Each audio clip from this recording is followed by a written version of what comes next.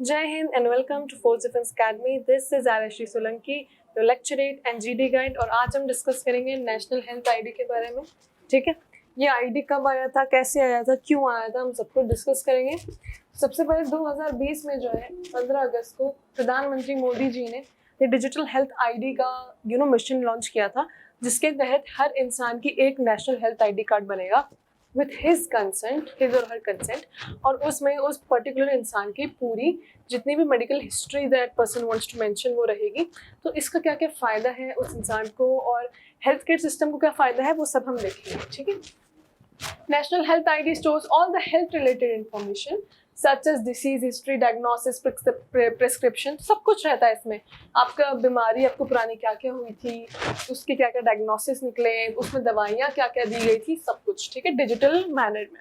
Now digital health ecosystem was first proposed in national health policy 2017 में propose किया गया था। 2018 नीति आयोग ने इसका डिजिटल हेल्थ आईडी का पूरा कंसेप्ट प्रपोज किया था और फिर फाइनली 15 अगस्त 2020 को अनाउंसमेंट हो गया। अब इसमें हम देख लेते हैं प्रोज क्या है, पॉजिटिव पॉइंट्स क्या है।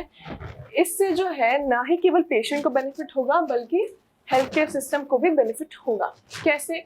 पूरी इंटायर मेडिकल हिस्ट्री अगर उनको पेशेंट की पता पड़ जाए तो बहुत अच्छे से वो लोग प्रिस्क्रिप्शन प्रोवाइड कर सकते हैं, बहुत अच्छे से डायग्नोसिस कर सकते हैं। मल्टीपल टेस्ट बार बार करने की जरूरत ना पेशेंट को पड़ेगी ना हेल्थ केयर वालों को। Everything will be recorded this program instance fair and responsibility. ठीक है, क्योंकि सब कुछ रिकॉर्ड रहेगा तो हेल्थ केयर सिस्टम की एफिशिएंसी बढ़ेगी because of responsibility and the fear factor. ये वॉलंटरी प्रोग्राम है तो इसमें राइट टू प्राइवेसी वाली कोई दिक्कत नहीं है। इट इज़ वॉलंटरी, मतलब इंसान के अपने कंसेंट से होगा ये। ठीक है, this data can be utilize using artificial intelligence.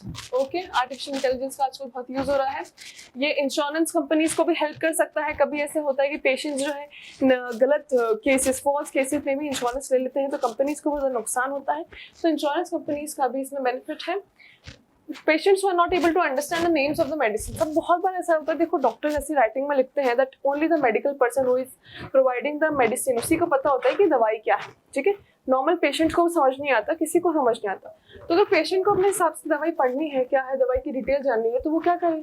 तो इसमें पूरी डिजिटलाइज दवाई का नाम आएगा तो कोई राइटिंग की दिक्कत ही नहीं है, इजीली कोई भी पढ़ सकता है क्या लिखा है। As the charges can be paid through this ID there is scope of keeping a check. ठीक है, हॉस्पिटल्स के प्राइसेस, हॉस्पिटल के सारे चार्जेस पे एक चेक भी किया जा सकता है इससे। आप थोड़े कॉन्स देख लेते हैं। प्राइवेसी कॉम्प्रोमाइज हो सकती है, ठीक है, थोड़े से लेवल तक, दो इट इज consensual है, but still digitalizing health record is very expensive and may put an extra burden on Indian economy। थोड़ा बर्डन तो पड़ेगा, तो कुछ भी नया लॉ आता है, रूल आता है, ठीक है, उसका इम्प्लीमेंटेशन होता है, नई नई चीज़ें बढ़ती है तो इकोनॉमी पे थोड़ा सा लोड आता है। Indian healthcare sector there is a shortage of human resources, so digitalizing health records can become a burden। तो because there is a shortage of human resources, of course इस चीज़ को एग्जीक्यूट करने में बहुत ज़्यादा मेहनत लगेगी, ह्यूमन रिसोर्स के दम से भी, इकोनॉमी के दम से भी, तो वो भी प्रॉब्लम है। अब हम चैलेंजेस, एक्चुअल चैलेंजेस देख लेते हैं। हमको डेटा प्रोटेक्शन जो है, लोगों का डेटा जो इसमें वैल्यूबल मिलेगा उसको प्रोटेक्ट करने है, बहुत बड़ी एक कंसर्न है ये और बहुत बड़ा चैलेंज भी हो सकता है। Without a strong health care infrastructure, देखो हेल्थ केयर इंफ्रास्ट्रक्चर के बिना ये चीज़ एग्जीक्यूट नहीं हो सकती, तो इसको करने के पहले हेल्थ केयर इंफ्रास्ट्रक्चर करना पड़ेगा। अगर हमने इंफ्रास्ट्रक्चर डेवलप किए बिना ये कर लिया तो ये एक फेलियर हो जाएगा और जो हमको नहीं चाहिए। To make policies based on data gathered, consent issues may rise।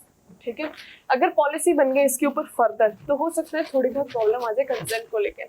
This was all about this topic. It was very easy and it has very limited points, और ये ज़रूरी है कि आप सारे पॉइंट्स को अच्छे से पढ़ें, समझें और सारे पॉइंट्स मेंशन करें अगर पूछा जाए तो। I hope you all like this video and for more such interesting videos keep watching and subscribe to our channel. Take care till then, जय हिंद।